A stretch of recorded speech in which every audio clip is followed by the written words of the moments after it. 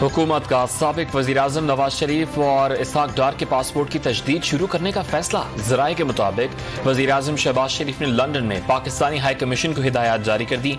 दोनों शख्सियात के पासपोर्ट्स की मियाद खत्म हो चुकी है।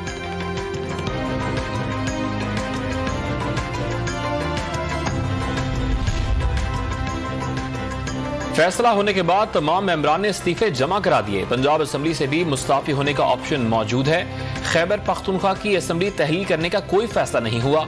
असल इश्यूज मरकज में है। पीटीआई रहनुमा अली मोहम्मद खान की programme live with Adil Shahzeb में गुफ्तगू।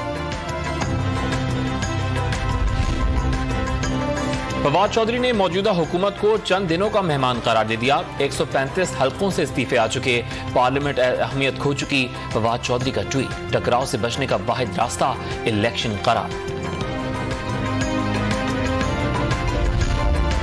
मुबैना धमकी आमेज खत की कॉपी सुप्रीम कोर्ट को मौसूल। डिप्टी स्पीकर कासिम सूरी ने मुरासले की कॉपी अदालत उज़्मा को भिजवाने का ऐलान किया था।